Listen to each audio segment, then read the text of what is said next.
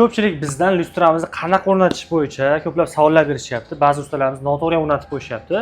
Bugun mutaxassisimiz bilan lyustramizni o'rnatish bo'yicha to'liq ma'lumot beradigan video olamiz.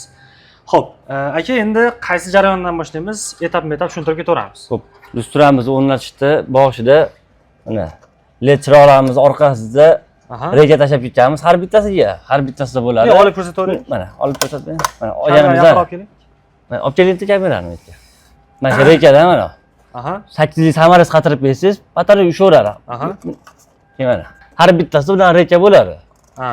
Keyin bemalol mana yopib qo'yasiz, sho'rib beradi. Zo'r. Keyin o'ttari plavonni olib berganimizdan keyin maytdan reja turadi. O'ttirda ham xuddi shunaqa qilib. O'ttirda ham xuddi shunaqa qatirib qo'yasiz. Bo'ldi. O'ta ham mustahkam bo'ladi o'shanda. Qatirish jarayoni demak o'ta sodda ekan. Ya'ni shu plafon juda ham oson. Olib turib, rekaga 8lik samarangizda shuribdi, qatirib qo'yiladi, bo'ldi. Oddiy. Endi nimasi? Yoritish tizimidan ulash bo'yicha. Orqa tomonni olaylik. Endi menimcha orqadan kelganingiz yaxshi, Mehruz. Xo'p, olib keling kamerani, keling. Xo'p, ko'pchilik bizdan lyustrani olib ketgandan keyin hali o'zi hamma qismlarimiz ulangan bo'ladi. Baribir uyga borgandan keyin chiqib netib ketgan bo'lsa, to'g'rilash jarayonida bu endi mana. Agar ko'pchilik uyda aka patolog bilsangiz, hali orada bittasini tashlab ketishadi yoki ikkitasini tashlab qo'yishadi. Ikkitasini tashlab qo'yishgan bo'lsa, mana bittasini mana yoqib ham ko'rsatib beraveraylik, mana bir yo'l ekan. Oling tashlab meni. Tarafga o'tsangiz yongan bo'ladi. Mana. Bemalol aka. Endi baqib olib keling kamerani. Mana ikkinchi simimiz bo'lsa mana. Shuni men 40 qilib turib, ikkinchisini ulab bersam, uni addini o'zi yonib turaveradi.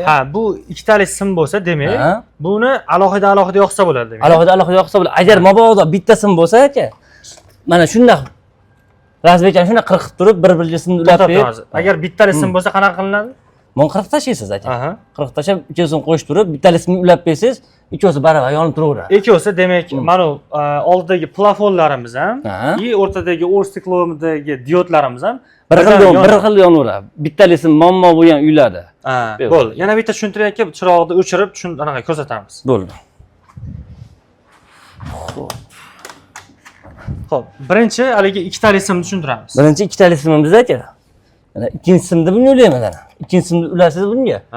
Pulchadir endi bitta ikkitalik turadi o'shanda ham. Mana o'zi yonib turadi. Endi bunda 14 xil rang bor. Pultda addin yonadi. Xohlasangiz ko'kda o'zi turadi, xohlasangiz qizilda, xohlasangiz sekin-sekin o'zi almashadi. Keyin buni o'zini o'chirib berib turib, oqda o'zini suqib bersa ham bo'ladi aka. Odam ham janji. Bu ikkinchi simda endi bu naringi buni ulab qo'yasiz. Bu prosta yorug'likka, imijlikka. Bu plafonlarimiz. To'xtab turing, ulab turing. Hozir kameraga ko'rinsin. Bu ikkinchi simda ulangan holati. Ikkinchi simda ulangan holati bu. Demak, alohida ulansa, ikkovsi alohida yonadi. Xuddi shunday. Bo'ldi. Endi agar bitta sim kelgan bo'lsa nima qilamiz? Agar bitta sim kelgan bo'lsa, shunday bilkani kesib tashlaysiz aka. Mana simga qo'shib turib billa. Qo'shiladi. Ba'zan kelgan bitta simni shuni ulab bersangiz, ikkovsi bir baravar yonib turaveradi. Zo'r. Bo'ldi, chiroqni yoqaman. Endi e'tibor beradigan joyi, bizdan ko'pchilik lyustrani olishadi. Ustalarimiz yoki uyda egalari plafonlaring yonmay qoldi yoki diodlaring yonmay qoldi degan shikoyatlar bo'lyapti. Buni oldini olish uchun sizlarga tavsiya. Deylik, siz lyustrani olyapsiz. Ustamisiz, xonadon egasimisiz, farqi yo'q. Aynan shunaqangi mutaxassislarimizdan so'rang. Chiroqlari yonyaptimi, menga tekshirib bering deb ayting. Ya'ni siz o'zingiz ko'zingiz bilan ko'rasiz, plafonlar yonyapti, hammasi.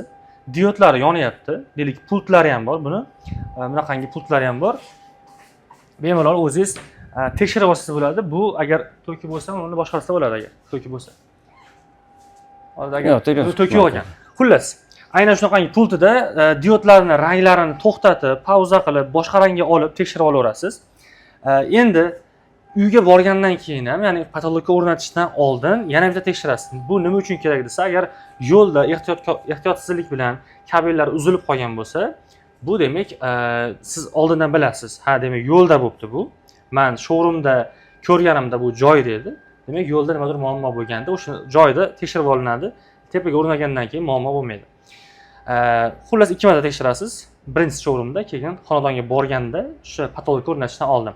Xudo xolasa bundan keyin anaqa svetlar bo'yicha muammo bo'lmaydi. Agar muammo bo'lsa, deylik, svetlarimizga 1 yilgacha kafolati bor. Bularni alishtirib to'g'rilab beramiz. Videomiz foydali bo'lgan bo'lsa, bizga kuzatishda davom etinglar va bu videoni xonadon egalari, ustalarimizga tarqatib qo'yishni esdan chiqmasin.